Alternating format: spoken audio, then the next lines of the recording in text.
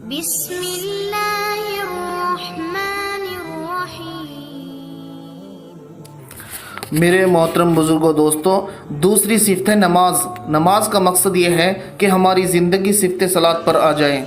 صفت بولتے ہیں خوبی کو اور صلاۃ بولتے ہیں نماز کو، یعنی ہماری خوبیوں والی نماز ہو جائے۔ اور جیسی زندگی ہماری نماز کے اندر ہے ایسی ہی زندگی ہماری باہر والی ہو جائے۔ جیسے کہ ہم نماز کے اندر کچھ برا بول نہیں سکتے، کچھ برا سوچ نہیں سکتے، کچھ برا دیکھ نہیں سکتے، ایسی ہی زندگی ہماری باہر والی ہو جائے کہ ہم نہ کسی کے بارے میں کچھ برا بولیں، نہ کچھ کسی کے بارے میں برا سوچیں اور نہ کسی کے بارے میں کچھ برا دیکھیں۔ دوستو، ایسی ہی زندگی ہماری باہر والی ہو جائے۔ اور نماز کا درجہ دین میں ایسا ہے جیسا سر کا درجہ بدن میں ہے۔ جس طرح سر کے بغیر انسان زندہ نہیں رہ سکتا، ٹھیک اسی طرح نماز کے بغیر دین باقی نہیں رہ سکتا۔ اور ایک حدیث کا مفہوم ہے، حضور صلی اللہ علیہ وسلم نے ارشاد فرمایا کہ نماز دین کا ستون ہے۔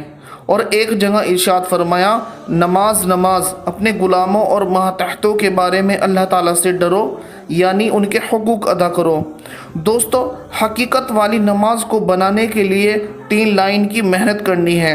نمبر 1، دینی مجالس میں بیٹھ کر نماز کے فضائل کو خوب سنیں اور لوگوں میں چل پھر کر اس کی حقیقت والی نماز اور نماز کے فضائل کی خوب دعوت دیں۔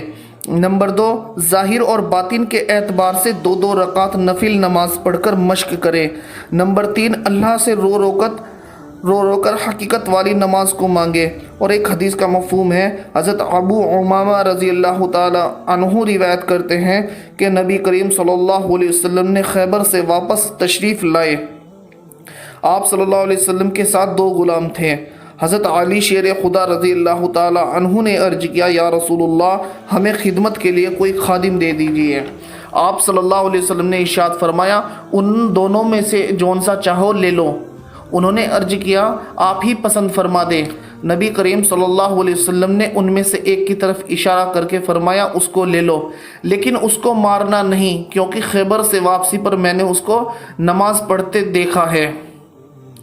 میرے دوستوں اور عزیزوں، اپنے تمام احکام و انعام نبیوں پر اللہ تعالیٰ نے دنیا میں ہی اتارے، پر جب نماز کا وقت آیا تو اپنے حبیب صلی اللہ علیہ وسلم کو عرش مبارک پر بلا کر صلاۃ یعنی نماز تحفۃً عنایت فرمائی۔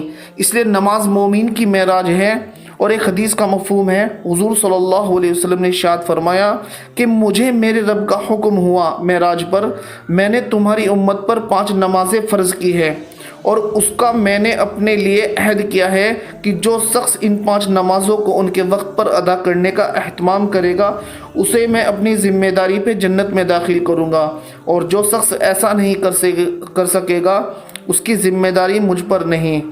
اور ایک حدیث میں خلاصہ کچھ یوں ہے، جو شخص 5 نمازوں کا اہتمام کرتا ہے، اللہ تعالیٰ 5 طریقوں سے اس کا اعزاز و اکرام فرماتے ہیں۔